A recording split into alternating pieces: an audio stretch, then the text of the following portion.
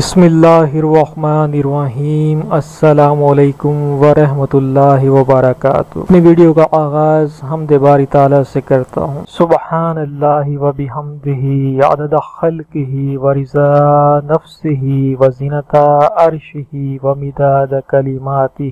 آپ بھی میرے ساتھ نبی کریم حضرت محمد مصطفیٰ صلی اللہ علیہ وآلہ وسلم پر ایک بار درود پاک پڑھ لیں۔ اللہم صلی علی محمد وعلی آل محمد کما صلیت علی ابراہیم وعلی آل ابراہیم انکا حمید مجید۔ اللہم بارک علی محمد وعلی آل محمد کما بارکت علی ابراہیم وعلی آل ابراہیم انکا حمید مجید۔ استغفر اللہ العظیم الذی لا الہ الا هو الحی القیوم واتوب الیہ۔ اللہ سبحانہ تعالی ہم سب کی آزمائشوں کو دور فرما۔ اللہ سبحانہ تعالی ہم سب کی حاجتوں کو پورا فرما۔ یا اللہ جس کے دل میں جو مراد ہے اللہ تعالی اپنے کرم سے پورا فرما۔ یا اللہ رزق کی تنگی سے بچا ہر ایک کو۔ اللہ سبحانہ تعالی ہر ایک کے کاروبار میں برکت عطا فرما، آمین۔ یا اللہ جو جس بیماری کی وجہ سے پریشان ہے اللہ سبحانہ تعالی اس کی وہ بیماری کو دور فرما دے۔ اللہ سبحانہ تعالی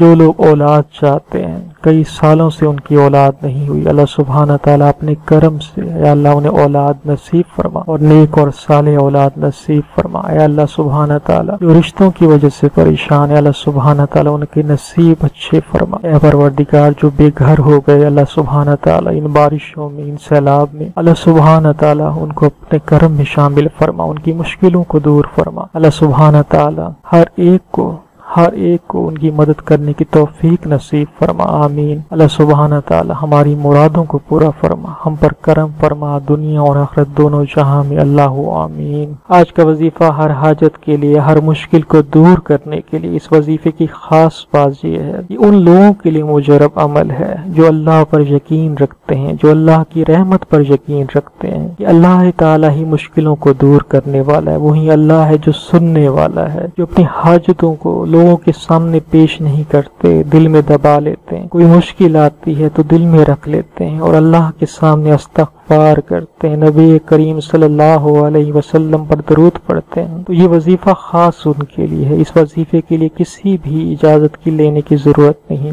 آپ یہ عمل کسی بھی نماز کے ساتھ، جس نماز کے ساتھ نفل نماز پڑھی جا سکتی ہے آپ کر سکتے ہیں۔ آپ ظہر کے بعد کر لیں، آپ مغرب نماز کے بعد کر لیں، آپ نماز عشاء کے بعد کر لیں، اور بہتر ہے کہ تہجد کے ٹائم یہ کر لیں، سکون کے ساتھ کر لیں۔ سب سے پہلے آپ 2 رکعت نماز شکرانہ کے پڑھیں، اس کے بعد 2 رکعت نماز حاجت کے پڑھیں، اس کے بعد آپ نے بس 100 مرتبہ حسبنا اللہ و نعم الوکیل، اس کے بعد اپنی حاجت کو پیش کریں اور دعا میں ٹائم دیں، دعا میں جلدی نہ کریں۔ انشاءاللہ تعالی اس عمل کے بدولت آپ کی مشکل دور ہو جائے گی۔ آپ یہ عمل بار بار کر سکتے ہیں، 1 دن کیا، 2 دن کیا، 3 دن کیا، انشاءاللہ تعالی اس عمل سے جو بھی مشکل ہوگی، جو بھی حاجت ہوگی وہ ضرور پوری ہوگی۔ ویڈیو کو دوسروں کے ساتھ شیئر کرتے، اس نیت کے ساتھ شیئر کرتے ہیں کہ کسی پر کوئی مجبوری ہے، کسی کی کوئی حاجت ہے، وہ یہ عمل کرے اور اس کی اللہ سبحانہ تعالی حاجت کو پورا فرما دے۔ کوئی مشکل ہے اس کی مشکل دور ہو جائے تو انشاءاللہ تعالی آپ کی بھی مشکل دور ہو جائے گی، آپ کی بھی حاجت پوری ہو جائے گی، چاہے آپ عمل کریں یا نہ کریں۔ دعا دینے سے، خیر تقسیم کرنے سے خیر ہی نصیب ہوتی ہے۔ اللہ حافظ۔